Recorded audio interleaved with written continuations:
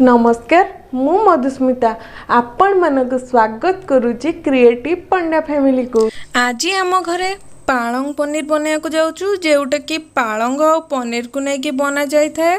पनीर रे बहुत परिमाण प्रोटीन रही है जहाँकि पालंग शाग खाइबा द्वारा हाई ब्लड प्रेशर और कोलेस्ट्रोल लेवल को कम करी थाए। जेहेतु यहाँ देहपाई बहुत हितकर होता है तेणु सप्ताह को थरे बा दिथर शाग निहाती खाइबा आवश्यक। आशा करुच्ची मोर ये पालंग पनीर रेसिपीटी आपण मानक बहुत भल लगे। जदि आपण मानक भल लगी तेबे मो चैनल को सब्सक्राइब करंतु, पाखे थिबा बेल आइकन को दबाई दियंतु। वीडियोटी स्क्रिप्ट न करी चलंतु देखिबा केमिति प्रस्तुत करछि पालंग पनीर रेसिपी। याको बनाया पई एई सब सामग्री दरकार। प्रथमे पालंग को सिझापी किसी पानी को आमे गरम करी नबा, सेतिरे गोटे चामच लूण पकेइबा, 4 रु 5 काजू ऐड करी नबा और 3 रु 4 कंचा लंका को सेतिरे पकाई नबा। एबे सेतिरे गोटे चामच चीनी ऐड करी नबा।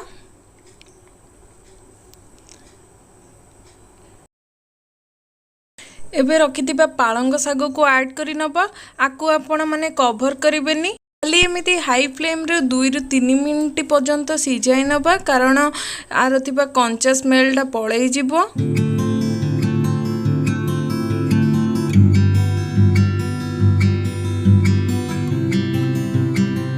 एबे हमर 2 रु 3 मिनिट हो सारची।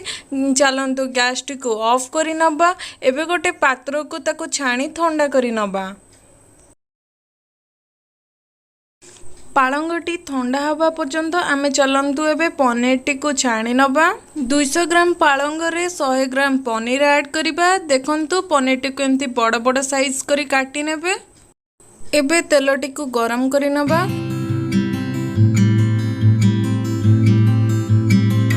तेल ताती सरलाणी। चलंतु पनीर को पकाई अल्प टिके छाणी नबा। बेसी कड़ा करी छाड़ीबानी, कारण पनीर टा बहुत हार्ड ही जिवो।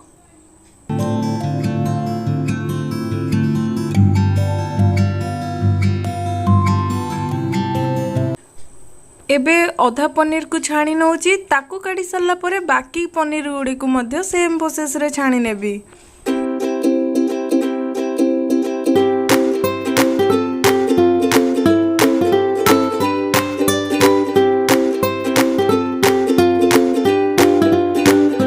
पनीर टी छाणी रखिया पूर्व चलंतु गोटे पात्र रे किछि पानी नबा, सेतिरे किछि लूण किछि चीनी पकाई रखि नबा।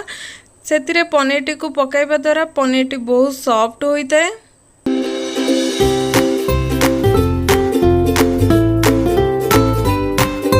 एबे हमर पनीर टी आधा फ्राई हो सरलाणी। चलंतु बे छाणी के से पानी रे पकाई नबा। एबे सेम प्रोसेस रे बाकी रखिथिबा पनीर टी को छाणी नबा।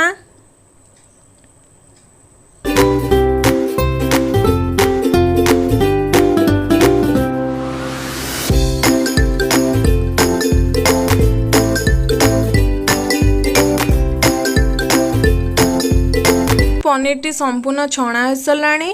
सेपटे आमर पालंग शाग मध्य ठंडा हो सारिबणी। चलंतु सेतिरे किछि पानी ऐड करी ग्राइंडिंग करी नबा।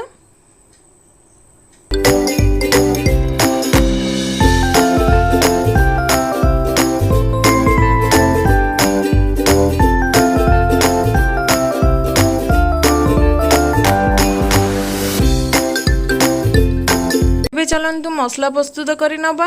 गोटे कड़ाई को आमे हल्का गरम करी नैचु, सेथिरे आमे 3 चामच तेल पकाई नबा।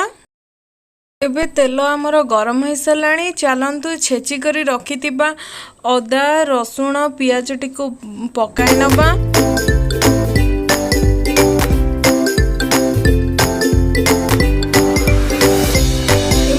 पनीरटी तेल रे ब्राउन कलर होला पर्यंत भाजी नबा।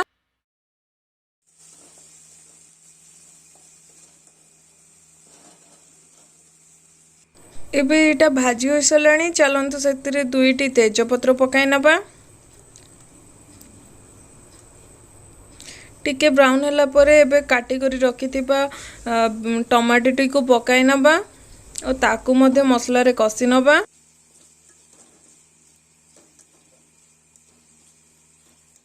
अल्प समय कसिला परे सेतिरे गोटे चमच जीरा गुंड पकाई नबा, गोटे चमच धनिया गुंड पकाई नबा। ताकू एबे भल भाबरे कसी नबा।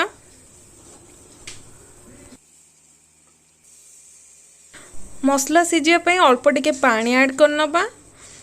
एबे सेतिरे गोटे चमच हल्दी गुंड ऐड करिबा। ताकू टिके भल भाबरे मिसाई नबा।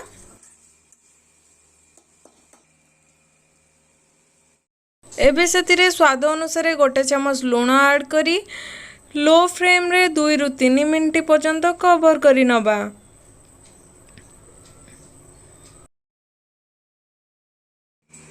एबे 2 रु 3 मिनिट हो सलाणी। चलंतु कवरटी को काढ़ी नबा।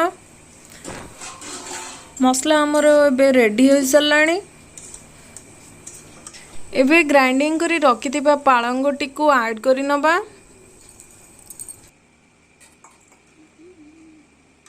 से सबू के मिसाई नबा।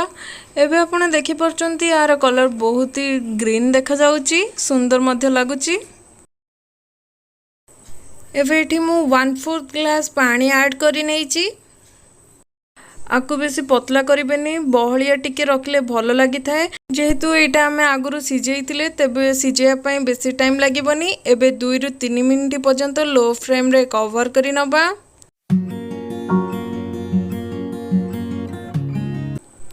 एबे 2 रु 3 मिनिट हो सारची। देखंतु ए सबु फुटी सरलाणी।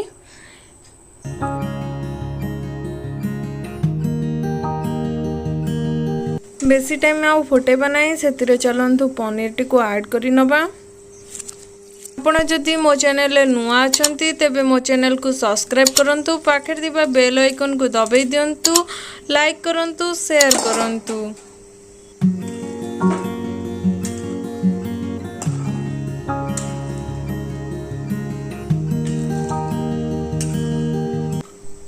एबे पनीर टी आउ टिके सॉफ्ट होबा पई ताकू हमें घोड़ाई नबा और गैस टी को ऑफ करी नबा। एबे हमें चलंतु नेक्स्ट प्रोसेस आरंभ करी नबा। 10 रु 12 कोला रसुण को एमिति छोट छोट करी काटी नबा।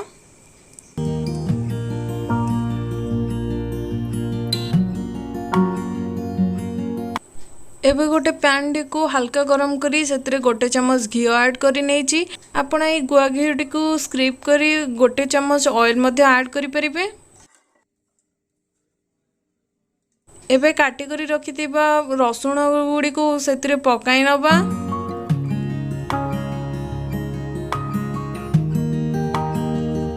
एबे टिके हल्का भाजी नबा ब्राउन होला जांके।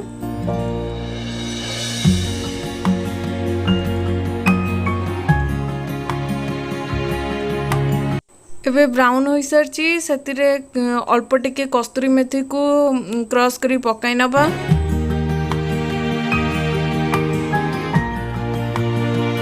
एबे कलर आसिया पई सेतिरे रेड चिली पाउडर ऐड कर नबा। देखंतु तार कलर मध्ये बहुत भलो देखा जाउची।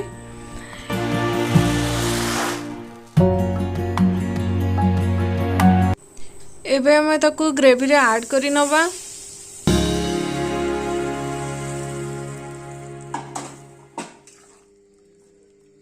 देखंतु ऐड कला परे तारो फ्लेवरटा मध्ये बहुत भलो लागिबो और सुंदर मध्ये देखा जाउची। चलंतु एबे गोटे बाउल ले सर्व करी नबा।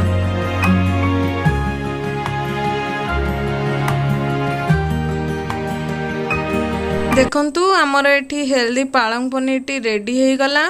आकु आपण माने पराठा, चपाती, नान एंड जीरा राइस रो मध्ये खाई परिबे।